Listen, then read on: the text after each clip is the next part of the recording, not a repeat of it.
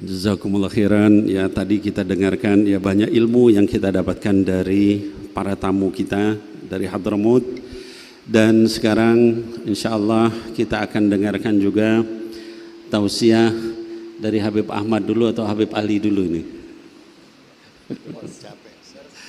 Habib Ahmad Mujtaba masih lelah ya karena tadi menerjemahkan. Kita akan dengarkan dari tamu kita Al-Habib Ali Zainal Abidin Al-Kaf. Ya, beliau ini kita undang sengaja. Kita insyaallah nastafid bi ulumikum wa bi du'aikum wa bi da'watikum wa jazakumullah khair ala al-fursah. Falyatafaddal Al-Habib Ali mashkura.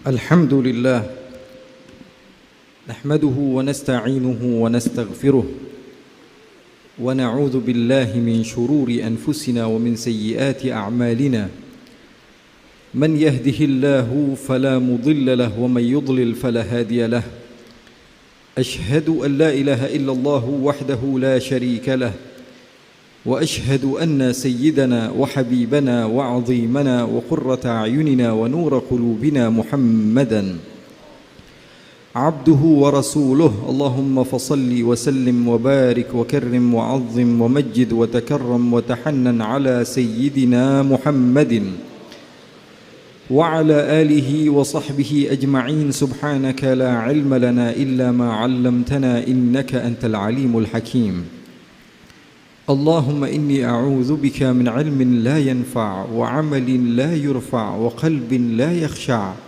ودعوة لا يستجاب لها ولا حول ولا قوة إلا بالله.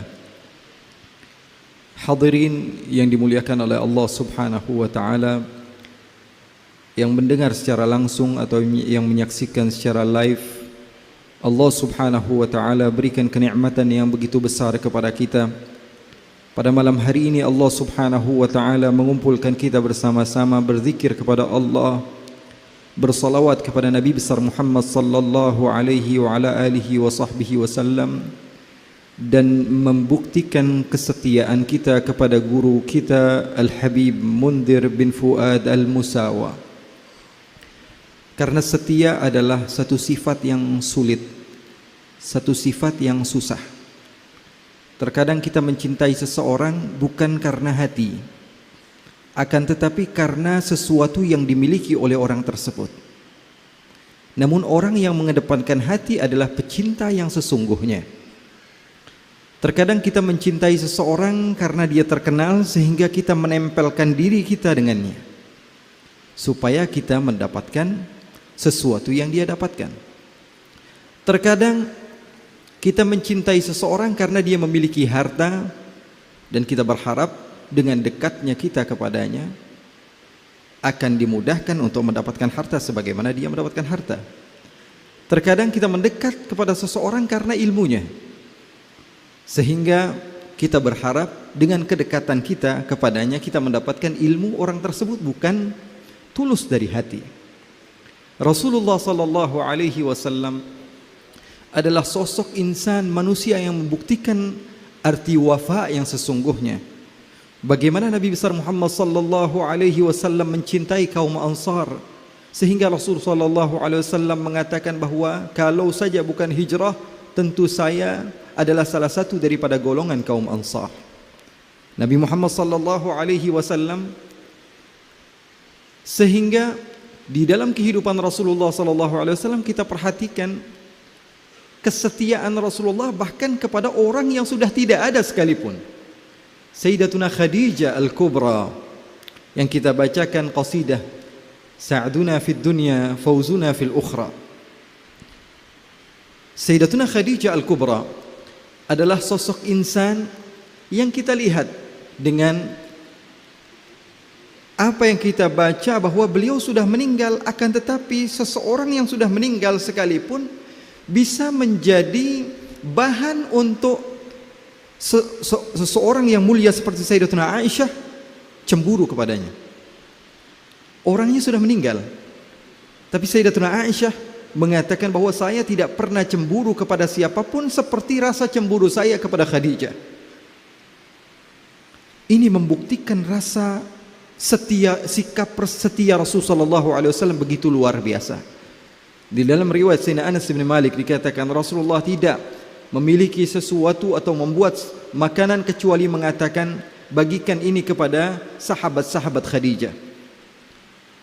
Ada sesuatu yang bisa diberikan, Rasulullah SAW mencari sahabat-sahabat Siti Khadijah untuk diberikan makanan atau pakaian tersebut kepada mereka.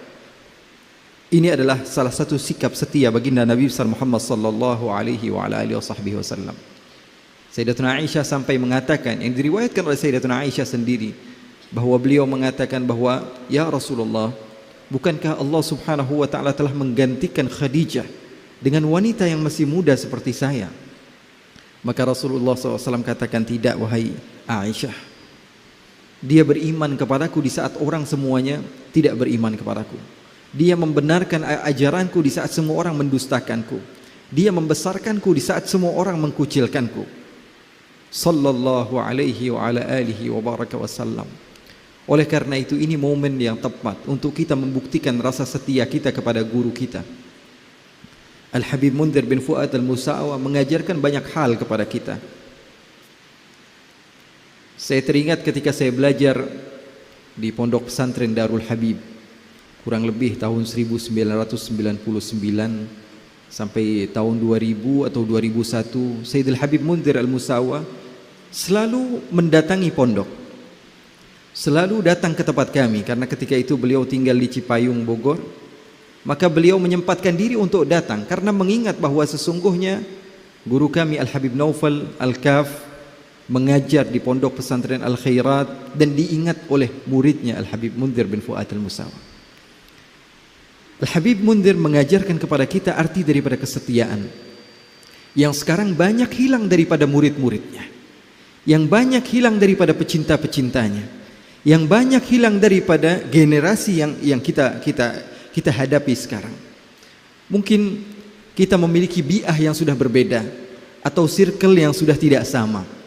Akan tetapi ini adalah kesempatan, khususnya buat sahabat-sahabat saya yang mendengarkan secara live, pembuktian rasa setia kita kepada beliau yang paling susah ketika beliau sudah tidak ada.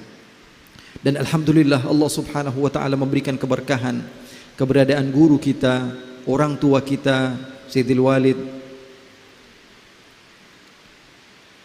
abang kakak daripada Al-Habib Mundhir Al-Musawa, Al-Habib Nabil Al-Musawa. Mudah-mudahan Allah Subhanahu wa taala berikan kesehatan kepada beliau dan Allah Subhanahu wa taala terus menjaga beliau dan menjadikan beliau termasuk salah seorang yang membuat hati baginda Rasulullah sallallahu alaihi wasallam bangga. Ikhwani yang dimuliakan oleh Allah Subhanahu wa taala, Rasulullah sallallahu alaihi wa ala alihi wa sahbihi wasallam adalah suri tauladan yang terbaik. Sering saya katakan bahwa terkadang apa yang dilakukan oleh Rasulullah sallallahu alaihi wasallam bahkan sesuatu yang Rasulullah sendiri tidak mau untuk melakukan sebenarnya, akan tetapi karena beliau adalah pembawa syariat, maka mau tidak mau beberapa hal dilakukan oleh Rasulullah sallallahu alaihi wa ala alihi wasallam. Ini untuk menjaga kita dari berkata-kata yang tidak pantas kepada Nabi besar Muhammad sallallahu alaihi wasallam. Sebagian orang mengatakan bahwa Nabi Muhammad manusia biasa. Ada ayatnya di dalam Al-Qur'an, "Qul innama ana basyarum mithlukum yuha ilayya." Katakanlah wahai Muhammad, sesungguhnya saya adalah manusia biasa sama seperti yang lainnya. Oleh karena itu ada seorang ulama bernama Syekh Abdul Ba'ith Al-Kattani hafizahullah. Beliau katakan bahwa firman Allah tersebut yang diinginkan darinya bukan bahwa Nabi Muhammad sallallahu alaihi wasallam manusia biasa sama seperti kita, akan tetapi yang lebih diinginkan poin daripada firman Allah tersebut bahwa Nabi Muhammad sallallahu alaihi wasallam bukan Tuhan, karena firman-Nya adalah qul innama ana basyarum mithlukum yuha ilayya annama ilahukum ilahu wahid. Yang diinginkan daripada firman tersebut bahwa sesungguhnya Nabi Muhammad adalah makhluk termulia, manusia yang tidak sama dengan manusia yang lainnya, akan tetapi Nabi Muhammad bukan Tuhan. Oleh karena itu di dalam hadis Rasulullah sallallahu alaihi wasallam Nabi Muhammad katakan, la tuturuni, jangan berlebihan di dalam memujiku. Hadis yang serupa terkadang oleh sebagian sahabat kita, semoga Allah Subhanahu wa taala memberikan hidayah kepada sebagian di antara mereka, sahabat-sahabat saya, keluarga saya yang mungkin belum memahami teks daripada hadis tersebut, atau mereka memilih salah media sehingga mereka mendapatkan sesuatu yang tidak sesuai dengan apa hakikat daripada ucapan Rasulullah SAW. Karena video siapapun, video guru kita Al-Habib Nabil, atau video guru kita Al-Habib Ahmad Mujtaba, atau video saya pribadi, banyak sekali yang dipotong-potong sehingga kalau dipotong tidak akan difahami sesuai apa yang saya inginkan. Bahkan ayat Al-Quran kalau kita baca sepotong-potong, firman Allah, la taqrabus salah, sudah bacanya segitu saja, maka artinya jangan pernah sholat. Al-Quran memerintahkan kepada kita untuk tidak pernah sholat, padahal Al-Quran ada terusannya, la taqrabus salata wa antum sukara, jangan mendekati sholat kalau kalian sedang bermabuk-mabukan.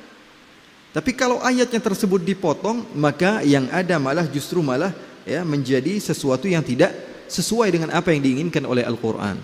Hadis Rasulullah SAW, Rasulullah sabdakan, la tutruni al-ittira al-mubalagha fi tsana, berlebihan di dalam memuji Rasulullah SAW, Rasulullah larang.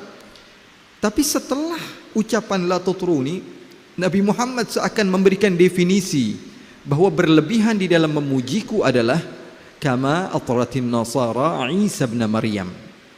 Rasulullah SAW katakan, berlebihan di dalam pemujian kepadaku adalah ketika menjadikan saya sebagai Tuhan. Kalau menjadikan Nabi Muhammad sebagai Tuhan itu berlebihan. Ini mantuknya, mafhumnya adalah, sesuatu yang kita fahami adalah Nabi Muhammad seakan mengatakan, puji saya semau kalian asal jangan jadikan saya sebagai Tuhan.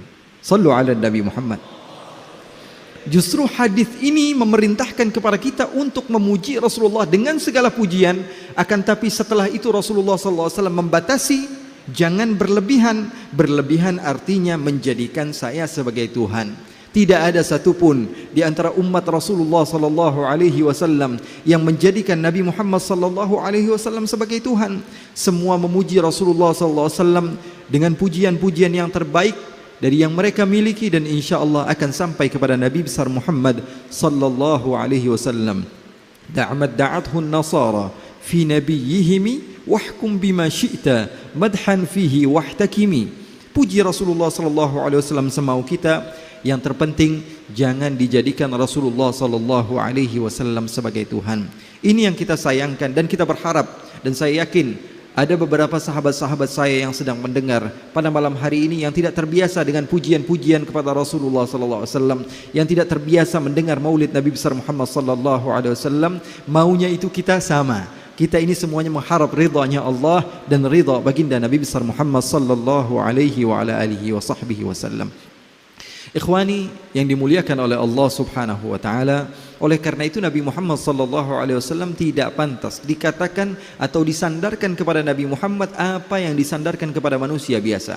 Sebagian orang akan mengatakan bahwa Nabi Muhammad abasa wa tawalla, Nabi Muhammad bermuka masam. Saya katakan di awal tadi, ada beberapa sikap Rasulullah yang Rasulullah lakukan hanya untuk bisa dicontoh, bukan 100% atau sepenuhnya ingin dilakukan oleh Nabi Muhammad, sehingga menjadi pembelajaran kepada umat. Ketika umat bermuka masam, apa yang mereka akan lakukan? Mereka mencontoh apa yang ada di dalam Al-Quran yang sudah pernah dicontohkan oleh Nabi besar Muhammad SAW. Buktinya di dalam Al-Quran ada seorang Nabi, seorang Rasul, seorang yang dimuliakan oleh Allah Subhanahu wa ta'ala, memiliki martabat yang agung, semakin sepuh semakin mulia, semakin sepuh semakin beriman kepada Allah. Ada seorang Nabi yang sudah sepuh, Allah berikan kabar gembira kepadanya bahwa dia akan memiliki putra. Apa yang dia ucapkan? Dia mengucapkan, qad balaghani al-kibar wa imra'ati aqir. Ya Allah, bagaimana mungkin saya punya keturunan? Saya sudah tua, saya sudah sepuh, istri saya mandul, tidak bisa punya anak. Apakah kalimat yang seperti ini pantas untuk diucapkan oleh seseorang yang sudah memiliki keimanan yang tinggi? Kita akan mengatakan, kalau saya saja ya, orang yang biasa-biasa saja keimanannya meyakini kalau Allah menginginkan sesuatu, kun fayakun. Apakah Nabi ini tidak memiliki keimanan sebagaimana saya memilikinya? Tidak. Ucapan tersebut hanya sebagai contoh. Kalau saja Nabi tersebut tidak mengucapkan hal yang serupa, maka kita mungkin tidak tahu. Mungkin kita akan terkejut ketika kita sudah menjadi tua dan Allah Subhanahu wa taala berikan rezeki anak. Tapi ada contoh dari para anbiya, para rasul yang Allah Subhanahu wa taala jadikan uswah. Sekali lagi saya katakan bahwa terkadang sebagian sikap mereka dilakukan tidak sepenuhnya ingin mereka lakukan. Nabi Muhammad sallallahu alaihi wasallam di dalam sahih, beliau salat. Ada yang mengatakan salat zuhur, ada yang mengatakan salat asar. Harusnya 4 rakaat, Nabi Muhammad salatnya hanya 2 rakaat. Lalu sebagian sahabat bertanya, "Ya Rasulullah, aqusiratis salatu am nasid?" Ya Rasulullah, kenapa salat ini yang harusnya 4 rakaat kok jadinya cuma 2? Apakah memang salatnya itu diqasar? Hukumnya berubah? Am nasid? Atau memang engkau lupa ya Rasulullah? Jawaban Rasulullah menunjukkan apa yang saya katakan barusan. Kata Rasulullah, salatnya tidak diqasar dan saya tidak lupa. Wa innama bu'ittu musyarri'an. Tapi saya diutus oleh Allah sebagai contoh bagi kalian. Kita nggak habis pikir kalau kita lagi lupa ini, kalau kita lagi salat kan otak kemana-mana. Salat biasanya 4 rakaat, ini rakaat ketiga, apa rakaat keempat, apa rakaat kelima. Kita nggak tahu mau ngapain. Kalau Rasulullah tidak pernah mencontohkan, apa yang kita bakalan lakuin? Kita nggak bakalan bisa tahu. Tapi Rasulullah melakukan hal tersebut, laqad kana lakum fi rasulillahi uswah. Oleh karena itu jangan sembarangan mengatakan sesuatu tentang Rasulullah sallallahu alaihi wasallam, karena Allah tentu murka kepada kita ketika kita berkata-kata sesuatu yang tidak pantas untuk Rasulullah sallallahu alaihi wasallam. Ada yang mengatakan Rasulullah sallallahu alaihi wasallam sempat tersesat sebelum Rasulullah diberikan hidayah. Na'udzubillahi min dzalik. Wa wajadaka dhallan fahada. Kami dapatkan engkau tersesat wahai Muhammad, kemudian Allah berikan hidayah kepadamu. Bukan itu yang diinginkan oleh Allah. Bahkan sebagian mufassir mengatakan bahwa ada qiraah wa wajadaka dhallun fahada. Orang-orang yang tersesat mendatangimu, kemudian dia seketika mendapatkan hidayah dari Allah Subhanahu wa taala. Tidaklah orang yang salah, tidaklah orang yang sesat mendatangimu kecuali dia akan mendapatkan hidayah melalui wasilah engkau wahai Muhammad. Sebagian lagi mengatakan bahwa sesungguhnya wajadaka dhallan fahada, bahwa sesungguhnya Allah Subhanahu wa taala mendapatimu di sekitar ataupun mendapatimu di lingkungan orang-orang yang tersesat, maka orang-orang tersebut mendapatkan hidayah dengan keberkatanmu. Tidak boleh sembarangan mentafsirkan Al-Quran tanpa ilmunya. Kita ini terkadang merasa diri kita pandai, merasa diri kita pintar, sehingga kita mentafsirkan Al-Quran semau kita. Nabi Muhammad katakan, man fassara Al-Qur'ana bi ra'yihi fa asaba faqad kafar. Orang yang dia mentafsirkan Al-Quran dengan pendapat dia kemudian benar, itu saja bisa keluar dari agama Islam. Na'udzubillahi min dzalik. Perlu kepada ilmunya, perlu kepada mantuk dan mafhumnya, muqaddam muakharnya, nas ta'wilnya, perlu kepada tahu asbabun nuzulnya. Oleh karena itu ikhwani, jangan sekali-kali kita berkata sesuatu yang tidak pantas tentang Nabi besar Muhammad sallallahu alaihi wasallam. Karena Nabi Muhammad sallallahu alaihi wasallam adalah makhluk terindah yang paling istimewa bagi Allah Subhanahu wa taala. Falaulahu ma khalaqtuk. Bahkan Allah mengatakan kepada Nabi Adam, kalau bukan karena dia aku tidak ciptakan engkau. Sallallahu alaihi wa ala alihi wa sahbihi wa baraka wasallam. Kalau kita baca ayat Al-Quran, kita dapati Nabi Muhammad sallallahu alaihi wa ala alihi wa sahbihi wasallam, Allah tidak berfirman segala sesuatu tentang Nabi Muhammad kecuali memiliki uslub tersendiri, cara berbicara yang berbeda dengan makhluk lainnya. Lihat di dalam Al-Quran ketika Allah memanggil nama nabi-nabi, ya Isa inni mutawaffika wa rafi'uka ilai, ya Adam uskun anta wa zawjukal jannah. Memanggil nama nabi dengan namanya masing-masing. Apakah ada di dalam satu ayat saja di dalam Al-Quran Allah berkata ya Muhammad? Tidak. Allah akan berucap ya ayuhan nabi, ya ayuhar rasul, ya ayuhal muzammil, ya ayuhal muddathir. Ini menunjukkan bahwa sesungguhnya maqam Rasulullah begitu tinggi. Tidaklah Rasulullah meminta sesuatu, wala saufa yu'tika rabbuka fatarda. Dan tidaklah Nabi Muhammad sallallahu alaihi wa ala alihi wa sahbihi wasallam meminta kepada Allah kecuali Allah akan berikan. Dan Allah selalu menggunakan kalimat taukid, lamut taukid, menunjukkan bahwa apapun yang diinginkan oleh Rasulullah SAW pasti akan diberikan oleh Allah. Yu'tika fi'il mudhari' yang berartikan istimrar, terus menerus wahai Muhammad, apapun yang kau inginkan pasti akan diberikan oleh Allah Subhanahu wa taala. Sehingga ikhwani, Nabi Muhammad SAW bahkan suatu waktu tidak berani untuk meminta kepada Allah, hanya mengangkat kepalanya ke langit. Allah katakan, qad nara taqalluba wajhika fis sama falanuwalliyannaka qiblatan tardaha. Sekali lagi Allah katakan lamut taukid, fala nuwalliyannaka, bahkan taukid thaqilah setelah itu, kemudian harful khitab yang juga berartikan taukid. Allah katakan apapun yang kau inginkan wahai Muhammad pasti akan aku berikan. Intinya adalah tardaha, yang penting kau suka, yang penting kau ridha. Nabi Muhammad dahulu di kota Makkah, beliau menghadap kepada Baitul Maqdis, tapi masih ada Ka'bah. Posisi kota Makkah di sini, kota Madinah di sini, di belakangnya ada Baitul Maqdis atau Palestina. Posisi kota Makkah, posisi kota Madinah, kemudian Palestina. Maka apa yang dilakukan oleh Rasulullah di kota Makkah ketika Rasulullah SAW sholat, Rasulullah memilih untuk sholat di belakang Ka'bah, menghadap kepada Baitul Maqdis. Rasulullah menghadap kepada Baitul Maqdis, akan tapi hatinya lebih nyaman untuk menghadap Ka'bah. Maka apa yang beliau lakukan? Beliau sholatnya di belakang Ka'bah, tapi menghadap kepada Baitul Maqdis. Setelah Nabi Muhammad hijrah, nggak bisa dong. Kalau menghadap ke Ka'bah berarti membelakangi Baitul Maqdis. Kalau menghadap Baitul Maqdis berarti membelakangi Ka'bah. Ini yang membuat Rasulullah tidak nyaman, apalagi ada ucapan-ucapan orang Yahudi yang mengganggu Nabi Muhammad, sehingga Allah Subhanahu wa taala katakan, apapun yang kau inginkan wahai Muhammad pasti akan aku berikan, yang terpenting engkau ridha kepada apa yang telah aku putuskan. Oleh karena itu, sekali lagi ikhwani yang dimuliakan oleh Allah Subhanahu wa taala, kita mendapatkan kesempatan dari Allah Subhanahu wa taala untuk hadir di majlis Rasulullah sallallahu alaihi wasallam, mendengarkan pujian-pujian tentang Rasulullah sallallahu alaihi wasallam, bertambah ilmu kita tentang ilmu-ilmu Rasulullah sallallahu alaihi wasallam. Mudah-mudahan Allah berikan kepada kita istiqamah, dan Allah Subhanahu wa taala jadikan kita termasuk orang-orang yang setia. Dan insyaallah terus-menerus kita mendoakan guru-guru kita, para ulama dahulu. Bahkan Abu Hanifah mengatakan, saya tidak pernah sholat setelah meninggalnya guru saya Hammad, kecuali saya akan mendoakan dia di setiap sholat saya.